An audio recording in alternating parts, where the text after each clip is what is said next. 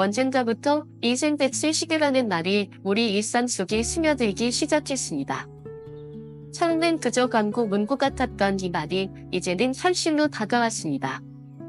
실제로 많은 분들이 80세를 넘기고 특히 여성의 경우 90세까지 건강하게 살아가는 시대가 된 것입니다. 그런데 이 길어진 수명이 과연 우리에게 무조건 좋은 것일까요? 오래 사는 것이 곧 행복하게 사는 것을 의미하지는 않습니다. 진정한 문제는 바로 어떻게 살아갈 것인가입니다. 특히 인생의 마지막 여전히 노년기, 그 중에서도 70대라는 시기는 많은 것을 결정짓는 인생의 갈림길이 됩니다.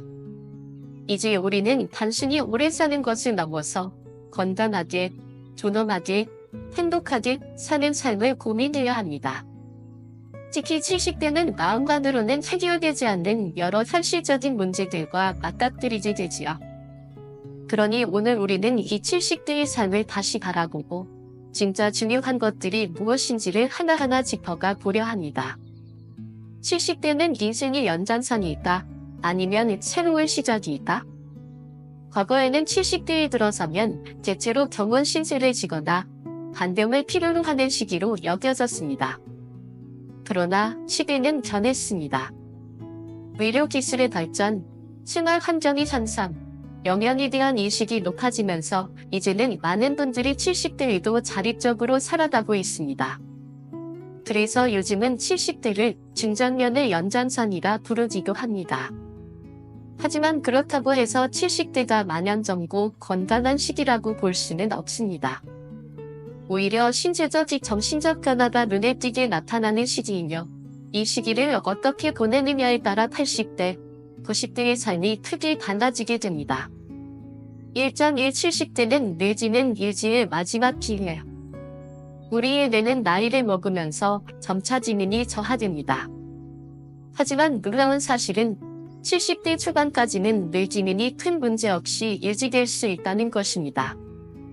치매 환자들의 대부분은 80세 이후에 발생하며 70대에는 아직 10% 이하로 보고되고 있습니다.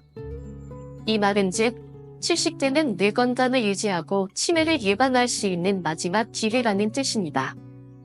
이 시기에 꾸준한 독서, 글쓰기, 사람들과의 대화, 새로운 것을 배우려는 노력이 뇌의 활력을 유지해줍니다.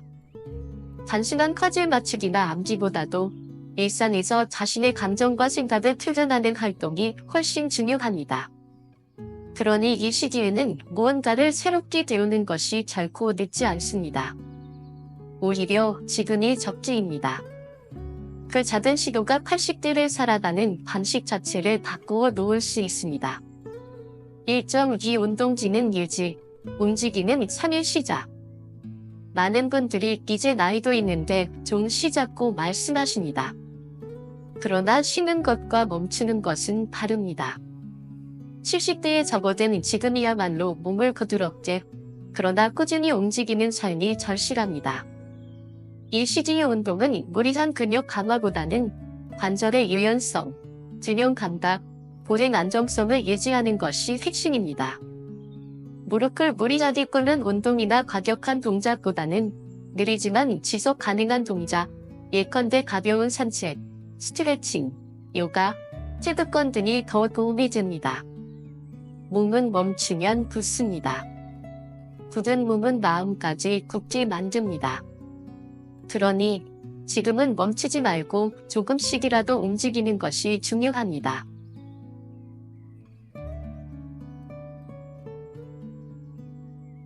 (70대의) 하루는 여전히 분주합니다. 아침이면 눈을 떠서 스스로 밥을 차려 먹고 가벼운 산책도 나가고 동네 친구들과 웃으며 차 한잔 나누는 일상이 이어집니다. 누군가는 여전히 취미로 그림을 그리고 누군가는 손주 돌보기에 바쁜 하루를 보냅니다. 그렇게 보면 70대는 분명히 늙은 시기가 아니라 여전히 활동적인 인생의 연장처럼 느껴질 때가 많습니다. 하지만 어느 날 갑작스러운 관절 통증이나 기억의 흐릿함이 우리를 멈추어 세웁니다. 그리고 그때 문득 떠오릅니다. 나는 지금 어디쯤에 서 있는 걸까? 라는 질문. 바로 이 시점이 중요합니다. 우리 인생의 큰 갈림길, 젊음을 지키기 위한 마지막 시도와 자연스럽게 늙음을 받아들이는 준비가 교차하는 중대한 분기점이 바로 70대입니다. 2.1 늙음과 싸우는 마지막 시기 70대의 선택. 많은 전문가들은 말합니다. 70대는 늙음을 이겨낼 수 있는 마지막 시기라고. 실제로 70대에는 노력 여하에 따라 간병이 필요한 시기를 늦출 수 있습니다. 몸도 아직은 움직일 수 있고 마음도 3년까지 깨어있기 때문에 가능한 일이지요. 이 시기에 꾸준한 운동, 균형 잡힌 식사, 정기적인 건강검진은 신체적 노화를 늦추는 데 큰 역할을 합니다. 또한 사람들과의 관계 유지, 새로운 것에 대한 도전은 내 건강에도 긍정적인 자극이 됩니다. 우리가 흔히 말하는 결투, 건강 수명, 결투를 연장하기 위한 중요한 준비는 바로 지금 이 시기부터 시작됩니다. 70대를 의미 있게 보내기 위한 핵심은 결투, 의도적인 노력, 결투입니다. 마음이 끌리는 대로 사는 것이 아니라 의지를 가지고 나의 듦과 맞서는 것, 그것이 이 시기 인생의 지혜입니다. 믿는다는 건 멈추는 것이 아니라 새로운 삶의 방식을 배우는 것이다. 2.2 받아들여야 할 때가 온다. 80대 이후의 삶. 하지만 아무리 노력한다 해도 시간의 흐름은 거스를 수 없습니다.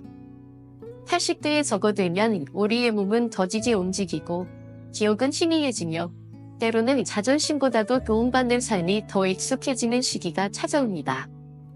누구도 이 흐름을 완전히 막을 수는 없습니다. 그리고 그것은 결코 부끄럽거나 슬퍼해야 할 일이 아닙니다. 오히려 자연스러운 것입니다. 이 시기의 노쇠함은 병이 아니라 신이 완숙함에서 오는 전화라고 생각해야 합니다. 많은 분들이 80세를 넘어서면 갑자기 나는 늙었구나 하는 실망을 하기도 합니다. 거울 속 주름을 보며 기억이 가물가물한 자신을 보며 스스로를 원망하기도 합니다. 하지만 우리가 그렇게까지 늙음을 두려워할 필요는 없습니다.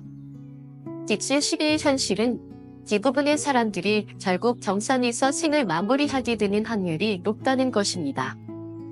그렇다면 그 말년이 오기 전까지 스스로 걷고 생각하고 느끼며 살아가는 하루하루가 얼마나 소중한지 다시금 깨달아야 합니다. 늙음은 실패가 아닙니다. 오히려 찬수를 다한 증거이자 평온한 삶의 종착지입니다. 2.3 늙음에 대한 태도는 사람마다 다르다. 어떤 이는 말합니다. 난 그냥 자연스럽게 늙고 싶어.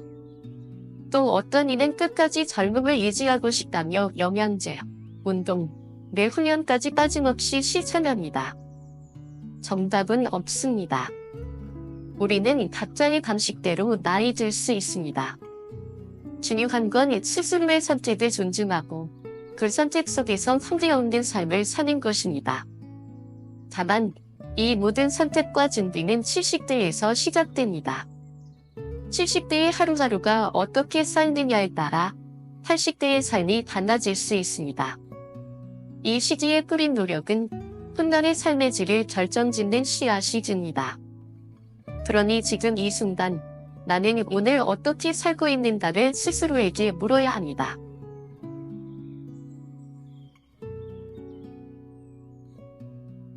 이제 우리 사회는 그 누구도 피할 수 없는 거대한 변화 앞에 서 있습니다. 초장수 상을 말이 낯설지 않게 들리는 이 시점에서 우리는 단순히 나이 들어가는 삶을 넘어 어떻게 늙어갈 것인가를 진지하게 고민해야 합니다. 한편으로는 여전히 골프나 수영, 산책을 즐기며 활력 있는 하루를 보내는 80대 어르신들이 있습니다. 반면 일상생활 하나하나에 도움을 받아야 하는 분들도 있지요. 이처럼 고령자 사회가 될수록 신체 능력과 뇌 기능의 차이는 점점 더 벌어지고 노년의 삶은 개인의 선택과 준비에 따라 극명한 차이를 보이게 됩니다. 이제는 단순히 오래 사는 것이 아니라 어떤 상태로 오래 살 것인가가 진짜 과제가 된 것입니다. 3.1 초장수 사회의 건강 격차 노력의 결과가 보이는 시대. 젊은 사람이라면 병원에 10일 정도 입원했다가도 금세 회복해 일상으로 돌아올 수 있습니다. 그러나 고령자에게는 이야기가 다릅니다. 단 11일 경산 생활이 운동 기능을 급격히 약화시키고 뇌 기능마저 가라앉게 만듭니다. 이 시기의 가장 큰 적은 병 자체가 아닙니다. 오히려 움직이지 않는 것, 그리고 생각하지 않는 것, 그것이 가장 무서운 노화의 실체입니다. 그래서 고령자에게는 뇌와 몸을 계속해서 사용하는 것이 무엇보다 중요합니다. 걷는 것, 말하는 것, 글을 쓰는 것, 사람과의 대화를 나누는 것 모은 공부지스 머스트 컨티뉴. 이 단순해 보이는 일상의 활동이 쌓이고 쌓여서 노년 뒤에 건강 격차를 만들어냅니다. 계속해서 움직이느냐, 가만히 멈추느냐. 그것이 80세 이후의 삶의 질을 결정합니다. 3.2 70대의 독특한 그림자, 의욕 저하라는 보이지 않는 적. 그러나 많은 분들이 고개를 끄덕이며 이렇게 말합니다.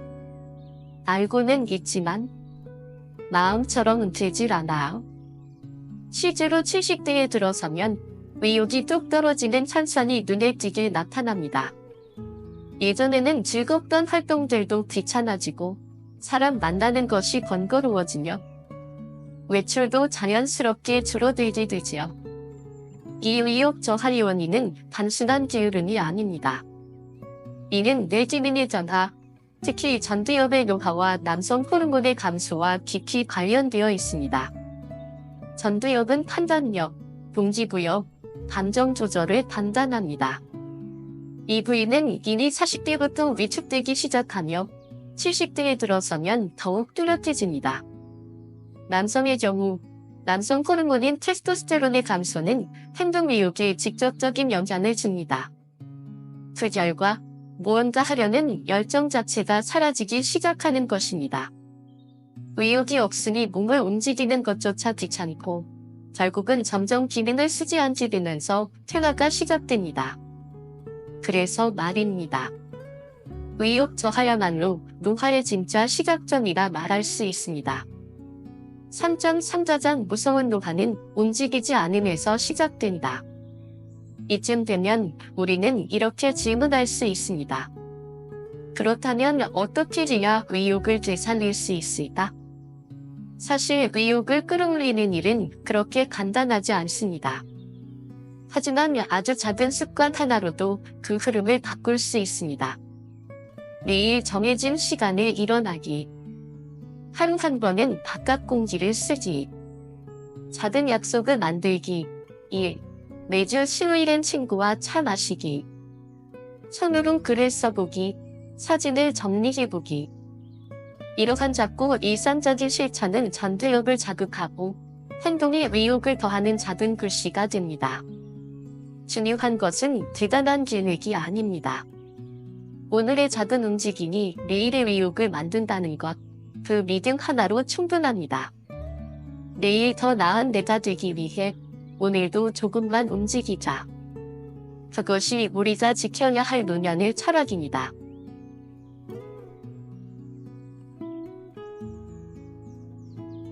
우리가 나이를 먹는다는 것은 단지 몸이 늙는다는 의미만은 아닙니다. 삶을 바라보는 방식, 사람을 대하는 태도, 마음이 머무는 자리가 바뀌는 과정이기도 합니다. 70대에 접어들면 대부분의 사람은 이렇게 말합니다. 사람 만나는 게 예전 같지 않아? 귀찮아졌어.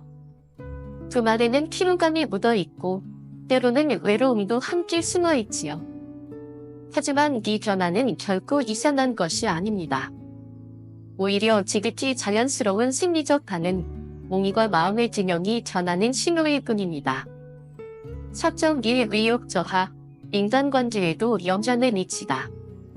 70대 이후 뚜렷하게 나타나는 의욕 저하는 단순히 생활의 활기를 떨어뜨릴 뿐만 아니라 인간관계에도 큰 영향을 미칩니다. 젊었을 때는 모임이 즐거웠고 누군가와의 약속이 기다려졌지만 이제는 그 자체가 부담스럽게 느껴지는 경우도 많습니다. 그 중에서도 남성은 이 변화가 더욱 극명하게 드러납니다. 남성 호르몬의 급격한 감소로 인해 외부 활동에 대한 흥미가 줄어들고 누군가와의 만남 자체를 귀찮아하게 되며 결국 집안에 머무는 시간이 많아지고 고립되기 쉬운 구조로 빠져듭니다. 한편 여성은 나이가 들면서 오히려 조금 더 활발해지는 경향을 보이기도 합니다. 그 이유는 다름 아닌 호르몬의 반향성 전화 때문입니다. 여성은 나이가 들수록 남성 호르몬이 소폭 증가하기 때문에 건강 상태가 양호한 경우 더 활기차고 사교적인 태도를 보이기도 합니다. 그래서 우리는 종종 이런 모습을 보게 됩니다. 아내는 친구들과 나들이 다니고 남편은 집에만 틀어박혀 있는 상황. 이 장면은 단순한 생활 패턴의 차이가 아닙니다. 신체의 변화가 마음에 미치는 영향, 바로 그것의 실체입니다. 사적 이 만남은 전두엽을 자극한다 뇌와 마음을 지키는 인간관계. 하지만 그럼에도 불구하고 우리는 사람과의 만남을 멈추면 안 됩니다. 왜일까요? 사람과 대화하는 것 자체가 전두엽을 사용하는 활동이기 때문입니다. 전두엽은 판단력, 기획, 의욕, 감정 조절 등 우리 삶의 중요한 정신작용을 관장하는 부위입니다. 이것이 활발히 쓰이지 않으면 뇌 전체가 빠르게 쇠약해지기 시작합니다. 게다가 사람과의 교류를 통해 남성 호르몬도 자연스럽게 조금씩 증가한다고 합니다. 대화를 나누며 웃고 서로 관심을 주고받으며 감정이 살아나는 경험은 단순한 사회활동이 아닌 노화를 늦추는 자연스러운 자극인 셈입니다. 결국 인간관계는 뇌와 몸을 동시에 살리는 가장 좋은 약이 될 수 있는 것입니다. 4.3관계의 질을 다시 살펴보자. 이제는 맞는 사람과만. 하지만 여기서 중요한 것이 하나 있습니다. 무조건 많은 사람을 만나기보다는 나와 맞는 사람을 만나는 것이 더 중요하다는 것입니다. 70대는 더 이상 의무로 관계를 유지할 필요가 없는 시기입니다. 이제는 나의 마음이 사는 사람, 함께 있으면 기분이 좋아지는 사람과의 선택적 관계가 더욱 중요해집니다. 젊었을 때처럼 억지로 어울리는 관계는 이제 그만두어도 좋습니다. 마음에 들지 않는 모임이나 말이 잘 통하지 않는 사람과의 억지 교류는 오히려 스트레스를 가중시킬 수 있습니다. 이 시기에는 마음을 솔직하게 표현하고 편안한 관계만 유지하는 것이 오히려 더 큰 활력이 됩니다. 이제는 얼마나 많은 사람을 만나느냐보다 누구와 진심으로 연결되어 있느냐가 더 중요합니다. 4.3명과 맞는 사람을 찾는 방법. 소소한 공간의 신. 그렇다면 어떤 사람이 나와 맞는 사람일까요?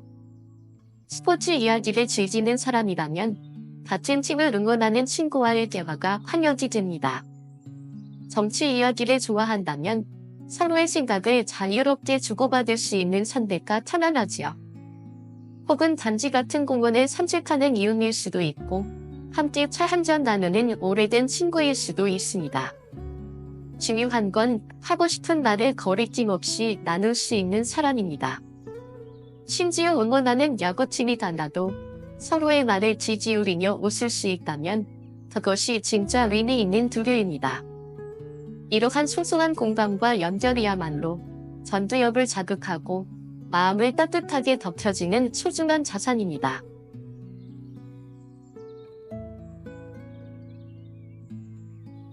노년은 새로운 삶의 방식이 필요한 시기입니다. 젊었을 땐 해야 하니까 하는 일이 많았다면 70대 이후의 삶은 이제 하고 싶은 것을 중심으로 살아도 되는 시기입니다. 그래서 우리는 이 시기, 마음을 다치지 않기 위한 삶의 태도를 다시 정립할 필요가 있습니다. 억지로 하지 않아도 괜찮습니다. 이제는 좋아하는 것, 즐거운 것만으로도 충분합니다. 5.1 맞지 않는 사람과의 교류는 이제 놓아도 좋습니다. 나이가 들면 전두엽이 점점 위축되고 그에 따라 감정 조절 능력도 예전 같지 않게 됩니다. 그래서 젊었을 땐 그냥 웃어넘기던 이야기에도 70대가 되면 마음이 상하고 감정이 격해져 다투는 일이 생기곤 하지요. 특히 정치나 가치관이 다른 사람과의 대화에서 이런 충돌이 자주 발생합니다. 젊었을 때는 저 사람은 저렇게 생각하네 하고 넘겼지만 이제는 왜 저런 생각을 하지? 라는 짜증과 분노로 이어지기 쉽습니다. 이럴 때는 스스로에게 이렇게 말해도 좋습니다. 나는 이제 나와 마음이 맞는 사람과만 교류할 거야. 그것은 이기적인 것이 아닙니다. 이제는 누구보다 나의 감정과 정신건강을 지켜야 할 시기입니다. 5.2 취미가 일치하는 사람은 뇌를 자극하는 좋은 친구. 마음이 맞는 사람을 찾는 가장 쉬운 방법은 취미가 비슷한 사람과 어울리는 것입니다. 영화를 좋아하는 사람, 라면 맛집을 탐방 가는 걸 즐기는 사람, 기차 여행에 관심이 많은 사람.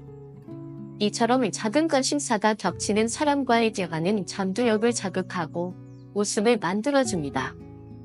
특히 같은 주제에 대해 깊이 이야기할 수 있는 관계는 우리를 외롭지 않게 하고 의욕을 되살리는 데 큰 힘이 됩니다. 공통의 관심사는 마음의 온도를 높여줍니다. 그렇게 우리는 다시 삶의 중심으로 돌아올 수 있습니다.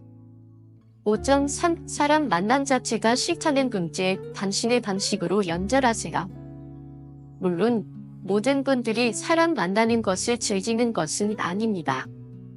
젊을 때부터 교류가 서툴렀고 이제는 혼자 조용히 살아가고 싶은 분들도 많지요. 그 마음 너무나도 이해됩니다. 그렇다면 굳이 억지로 사람을 만나지 않아도 됩니다. 다만 연결을 완전히 끊지 않는 방법을 한번 생각해보면 좋습니다. 예를 들면 이런 방법이 있습니다.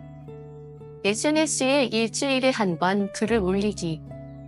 자신이 좋아하는 책, 드라마, 사진에 대해 짧게 써도 좋습니다. 온라인 커뮤니티 참여. 동해 커뮤니티 게시판이다. 같은 취미를 가진 온라인 모임에 조용히 들어가 글을 읽는 것만으로도 뇌는 자극받습니다. 만남의 상태는 바뀌어도 연결의 가치는 여전히 유효합니다. 5.4 하고 싶지 않은 건 하지 않아도 된다는 용기. 70대에 들어서면 무리하지 않는 삶이 무엇보다 중요해집니다. 누군가가 운동이 좋다고 해도 나는 운동이 정말 싫다고 느낀다면 하지 않아도 됩니다. 억지로 억눌러가며 하는 운동은 오히려 스트레스를 유발하고 그 스트레스는 면역력을 떨어뜨리며 노화를 가속화시킵니다. 이제는 이렇게 물어야 할 때입니다. 나는 이걸 즐기고 있는가? 운동이 싫다면 대신 다음을 생각해 보세요. 집안에서 살짝 걷기, 화분 정리하기, 정원에서 흙을 만지기, 작은 계단을 오르내리며 몸을 풀기. 당신이 편안하게 할 수 있는 것, 그것이면 충분합니다. 5.5 햇빛을 받는 습관, 젊음의 비결이 되다.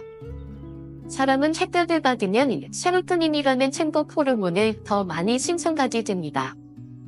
이 호르몬은 의욕과 감정 안정에 직접적으로 연결되어 있습니다. 따라서 햇빛을 받는 습관은 단순한 건강이 아니라 마음의 활력을 위한 필수 요소입니다. 굳이 선택을 하지 않아도 됩니다. 일부러 해를 찌려고 하지 않아도 괜찮습니다. 그저 마트에 다녀오며 잠깐 걷는 것, 가벼운 산책을 하며 나뭇잎 사이로 빛을 느끼는 것만으로도 충분합니다. 또한 햇볕은 멜라토닌의 자연 분비를 도와 수면에도 도움이 되며 불면증이나 낮은 수면의 질로 고민하는 고령자에게도 큰 도움이 됩니다. 햇살은 무언가를 하지 않아도 우리에게 생기를 불어넣어 줍니다. 그러니 잠깐의 햇살 속 산책, 오늘부터 시작해보면 어떨까요?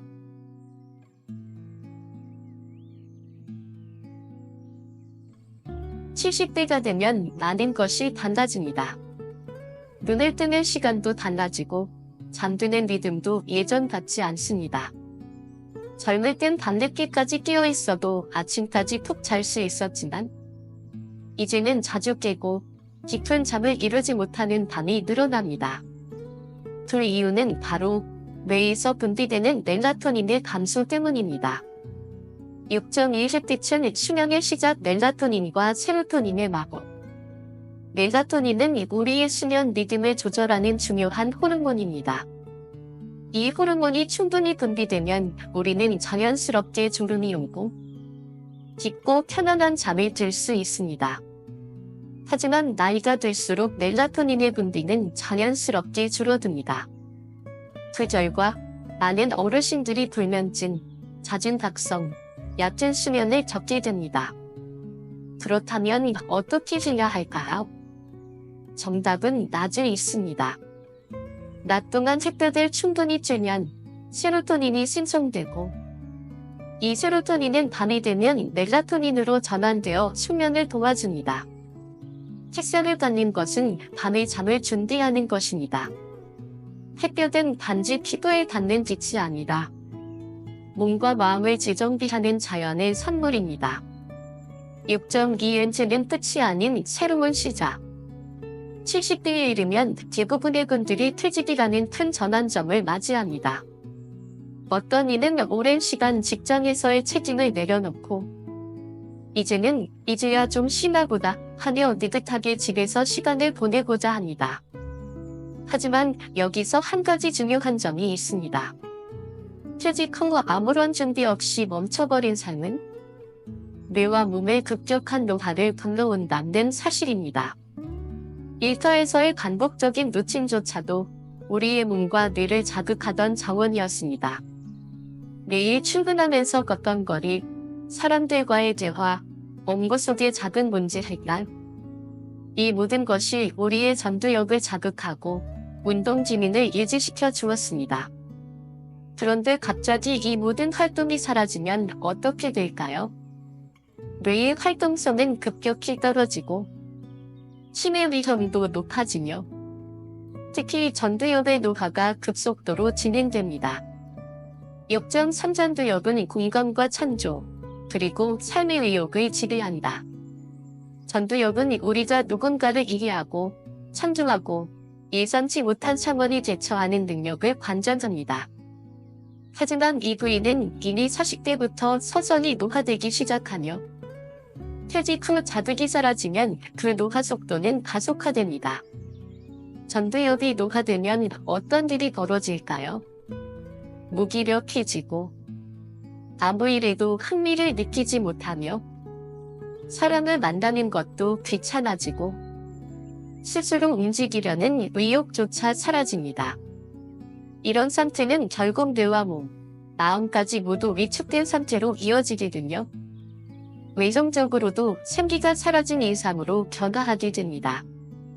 그래서 70대 이후의 삶에서는 계속해서 움직이는 것이 핵심이 됩니다.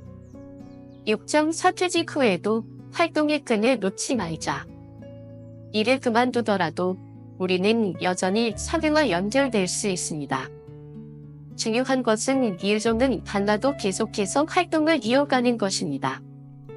다음과 같은 활동들이 좋은 예가 될 수 있습니다. 주민 자치 회의에 참여, 아파트 관리 조합 활동, 작은 동호회나 취미 모임에서 역할 맡기, 재능지구, 지역사회 봉사 활동 등 이런 활동들은 우리에게 소속감, 역할감, 존중받는 느낌을 선사하며 그 자체로 전두엽을 자극하고 뇌의 활력을 유지하게 만듭니다. 무엇보다 중요한 건 이 활동들이 억지로가 아니라 즐겁고 의미 있어야 한다는 점입니다. 6.5은퇴는 당시 삶의 쉼표가 아닌 느낌표가 될 수 있다. 많은 분들이 이렇게 말씀하십니다. 이제 나이도 있고 무언가를 새롭게 시작하는 게 좀 두려워요. 그 마음도 당연합니다. 하지만 그 두려움을 이기기 위한 비결은 생각보다 단순합니다. 하루에 단 15분만 정해진 시간에 산책해보세요. 좋아했던 일 하나를 작은 형태로 다시 시작해보세요. 집 근처 커피숍에서 낯선 책 한 권을 읽어보세요. 작은 실천이 쌓이면 퇴직 후의 삶은 다시 활동적인 리듬을 되찾게 됩니다. 그리고 그것은 80대 이후의 삶을 건강하게 지키는 든든한 기반이 됩니다.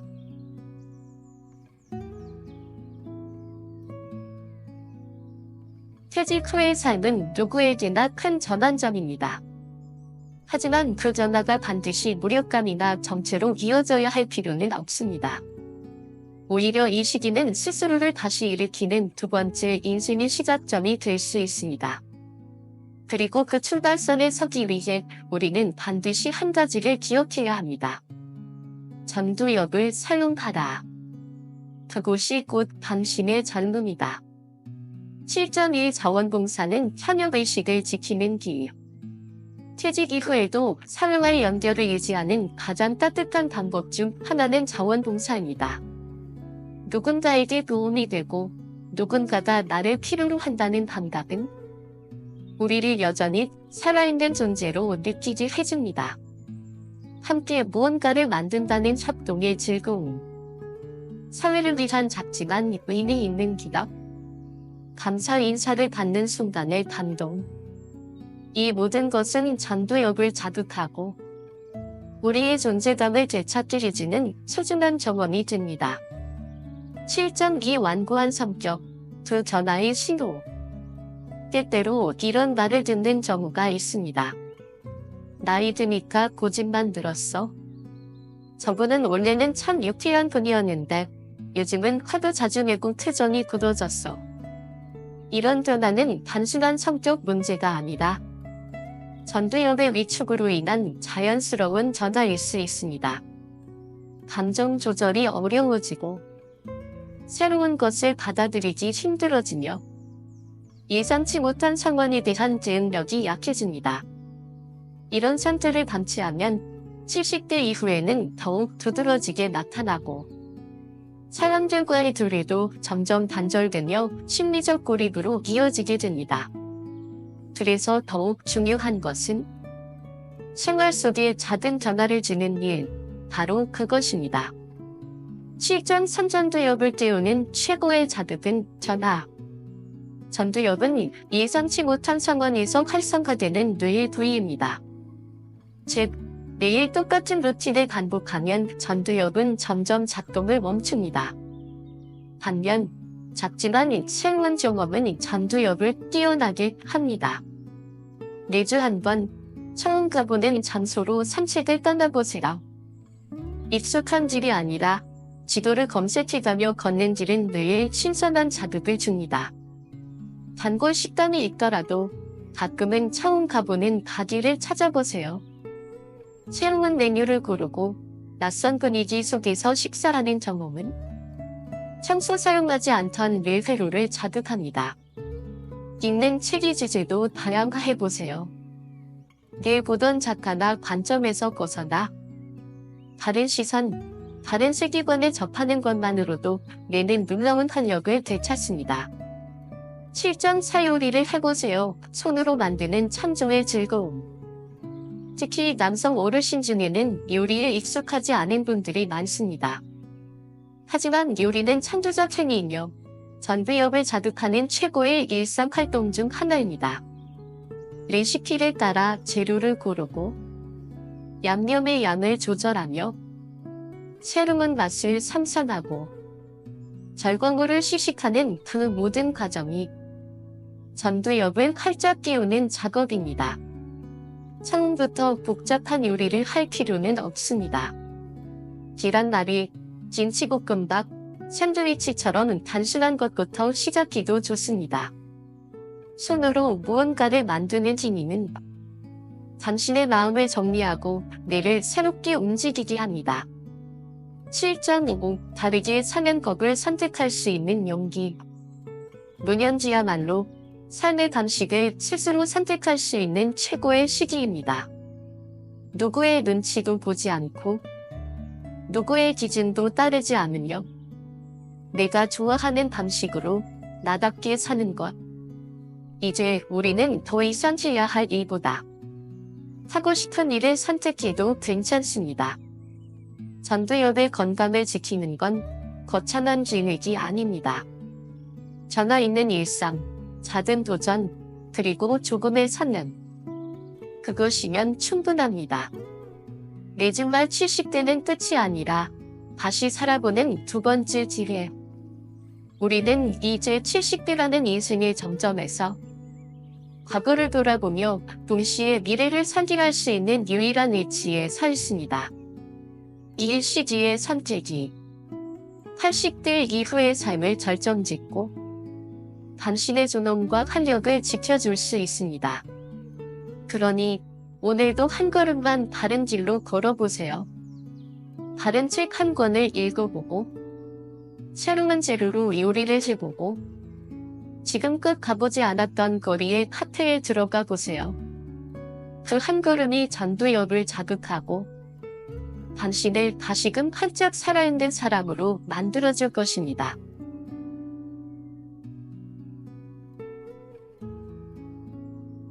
이 생에서 가장 조용하고 평화로운 시기가 될 수도 있는 70대는 동시에 인생의 굵은 고비를 넘어야 하는 시기이기도 합니다. 퇴직, 질병, 살아가는 이의 죽음, 몸의 변화. 이 시기에는 우리가 예상하지 못한 슬픔과 고독, 불안의 파도가 몰려오기도 합니다. 그러나 기억해야 할 것은 우리는 여전히 삶의 주인이고 이 위기를 견뎌내려면 힘이 있다는 사실입니다. 8.1 건강검진. 정말 필요한 건 무엇일까? 많은 분들이 70대에도 정기적으로 건강검진을 받습니다. 병을 조기에 발견하고 예방하기 위해서지요. 그 마음은 정말 귀하고 현명한 일이지만 우리는 이 건강검진이라는 행위에 대해 다시 한번 생각해 볼 필요가 있습니다. 사실 대부분의 건강검진은 평균적인 수치를 기준으로 사마 정상과 이상을 판단합니다. 하지만 사람마다 체질도 다르고 살아온 환경도 다릅니다. 즉, 정상 수치라고 해서 완전히 건강한 것이 아니며 이상 수치가 나왔다고 해도 반드시 정이 걸렸다는 증거는 아닙니다. 수치에만 의존하기보다 진짜 필요한 검사를 선택하라. 진정으로 건강을 지키고 싶다면 심장과 뇌를 집중적으로 관리하는 검진이 더 중요합니다. 심장 CT, 관상동맥 검사는 심근정색을 예방할 수 있고 뇌 MRI 검사는 뇌출혈, 뇌경색, 뇌동맥류 등을 조기에 발견할 수 있습니다. 70대에는 단순한 수치보다 기능성과 거저적인 위험을 체크하는 것이 건강한 장수를 위한 더 현명한 방법입니다. 8.2 사별, 고립, 우울. 누구나 맞이하는 감정의 시간. 70대가 되면 삶의 큰 이별을 겪게 되는 일이 늘어납니다. 예전에는 40대의 부모님과의 이별을 맞이했지만 이제는 70대가 되어서야 부모를 떠나보내는 경우도 많아졌습니다. 또한 배우자와의 사별도 피할 수 없는 현실이 됩니다. 70년을 함께해온 사람이 어느 날 사라졌을까? 그 빈자리는 말로 표현할 수 없는 깊은 공허함으로 다가옵니다. 그리고 그 슬픔 속에서 우울의 그림자가 찾아옵니다. 8.3 슬픔은 나눌 때 치유된다. 마음을 털어놓을 친구.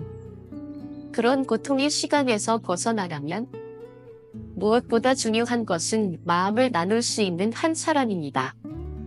그 사람이 가족이든 오랜 친구이든 취미 모임에서 알게 된 이웃이든 누군가에게 결표 요즘 너무 힘들어요. 결표라고 말할 수 있는 것.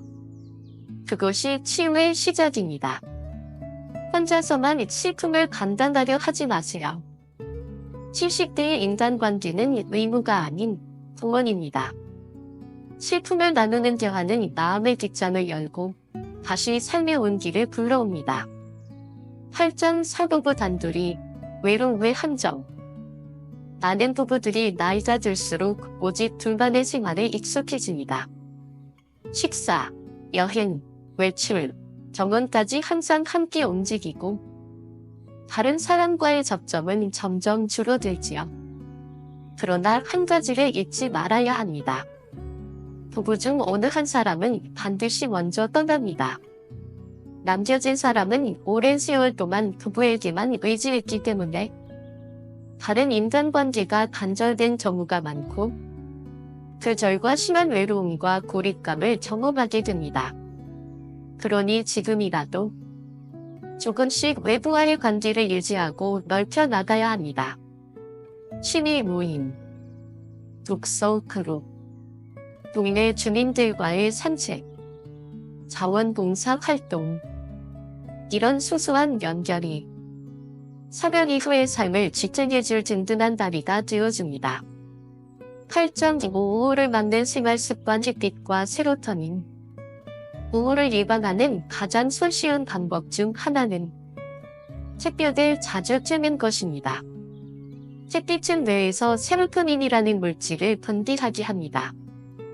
이 호르몬은 감정을 안정시키고 의욕을 북돋우며 불안을 줄이는 데 매우 효과적입니다. 세로토닌을 늘리는 생활 습관은 다음과 같습니다. 아침에 가벼운 산책, 정원에서 햇빛 받으며 차 한 잔, 나트라도 걸어서 다녀오기, 식사 후 베란다에 잠시 앉아있기, 햇볕 아래에서의 짧은 시간도 당신의 하루를 맑고 밝게 만들어줍니다. 8.6 완벽주의는 내려놓고 적당히의 미덕을 키워라. 우울증에 빠지는 사람들의 공통점 중 하나는 완벽주의의 상징입니다. 모든 것을 잘 해내고 싶고 실수는 용납하지 못하며 남들에게 약한 모습을 보이고 싶지 않은 마음. 그러나 70대는 이미 젊지 않은 몸과 마음을 지닌 시기입니다. 이제는 무엇이든 조금은 느리고 부족해도 괜찮습니다. 몸이 안 따라줘도 괜찮고 하루 종일 누워있는 날도 있어도 괜찮고 밥 한 끼 대충 때우는 날도 있어도 괜찮습니다. 스스로를 더 이상 몰아세우지 마세요. 그리고 스스로에게 이렇게 말해보세요. 이 정도면 잘하고 있어. 지금의 나로도 충분해. 8.7 사고방식의 전환 흑백이 아닌 색깔을 받아들이는 마음. 또 한 가지 중요한 것은 사고방식이 유연함입니다. 예전에는 옳고 그름을 명확히 구분해야 마음이 편했다면 이제는 세상에 절대적인 답은 없다는 걸 받아들이는 것이 필요합니다. 나와 다른 의견도 그럴 수도 있지. 내가 이해하지 못하는 방식도 그 사람은 그렇게 사는구나. 그런 식으로 조금씩 마음의 여유와 유연성을 채우면 세상과의 갈등도 줄고 무엇보다도 스스로에게 더 간대해질 수 있습니다.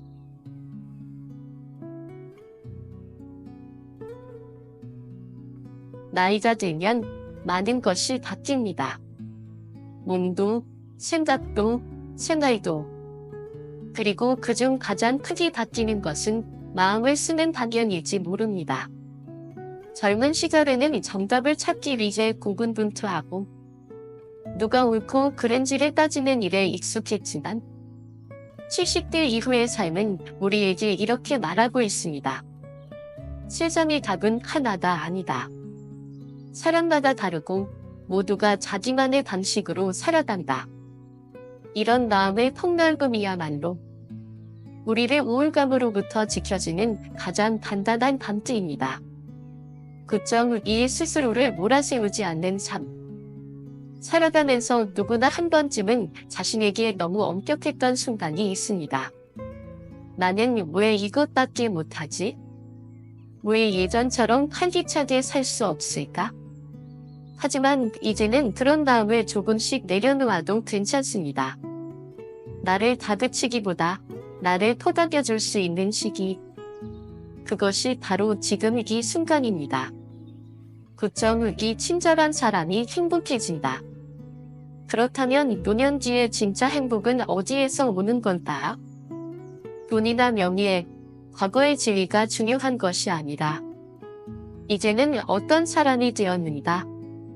그리고 주변 사람들에게 어떤 존재로 남아있는가가 중요해집니다. 자녀에게 청량한 말 한마디, 이웃에게 따뜻한 인사, 친구의 어려움에 잠시 뒤를 기울여지는 일. 이처럼 사소한 친절이 노후의 인간관계를 풍요롭게 만들고 그 관계가 다시 나의 외로움을 덜어주는 선물 지지대가 됩니다. 선량한 사람이 마지막에 외롭지 않다. 9.38을 위한 삶, 결국 나를 위한 길. 물론 누군가는 이렇게 말할 수도 있습니다. 이제는 나 혼자 조용히 살고 싶어요. 남을 위해 살고 싶지 않아요. 그 마음도 충분히 이해됩니다. 하지만 여기서 말하는 타인을 위한 삶은 거창하거나 부담스러운 것이 아닙니다. 하루 1시간 자원봉사, 어려운 친구에게 전화 한 통, 지나가던 아이에게 미소 한 번. 이런 작은 행동들 속에서 우리는 나는 여전히 누군가에게 필요한 사람이라는 느낌을 받을 수 있습니다. 그리고 그 감정은 노년길에 지탱해지는 가장 강력한 자존감의 근원이 됩니다. 9.4도 부드러워진다는 것, 가장 빠른 노년의 행복. 살면서 점점 유리해지고 따뜻해지고 부드러워진다는 것은 나이든 사람만이 가질 수 있는 아름다운 미덕입니다. 조급했던 마음이 잔잔해지고 타인에 대한 분노 대신 연민이 생기고 나 자신에게도 너그러워지는 것. 그렇게 우리는 나이를 먹으면서 조금씩 좋은 사람이 되어갑니다. 나이를 먹는다는 건 마음이 둥그러지는 과정입니다. 그것이 곧 행복해지는 가장 빠른 길입니다. 9.5 마지막 인생의 지혜는 결국 따뜻함에 있다. 이제 우리는 70대라는 인생의 중요한 갈림길에서 어떻게 살아가야 할지, 어떤 마음을 가져야 할지 함께 고민해 보았습니다. 건강의 문제, 인간관계의 변화, 사별의 슬픔, 고립의 위기, 의욕의 저하, 그리고 자존감의 흔들림까지 그 모든 것을 이겨내는 힘은 몸의 움직임, 마음의 자극, 그리고 따뜻한 연결에 있습니다. 당신이 선택하는 작은 변화가 당신의 80대 그리고 90대를 더욱 빛나게 만들어줄 것입니다. 지금의 하루가 내일의 행복을 만든다. 마무리하며 여기까지 읽어주셔서 진심으로 감사드립니다. 이 긴 여정을 함께 걸어주신 여러분 모두에게 마음 깊이 따뜻한 응원을 보냅니다. 이 이야기가 여러분의 마음에 작은 위로가 되었기를, 그리고 하루하루가 조금 더 밝고 가볍게 느껴지기를 바랍니다. 행복한 노후, 풍요로운 마음, 그리고 지혜로운 선택이 여러분과 함께하길 바랍니다. 감사합니다. 구독과 좋아요, 알림 설정은 큰 힘이 됩니다. 다음에도 따뜻하고 깊이 있는 이야기로 여러분을 찾아뵙겠습니다.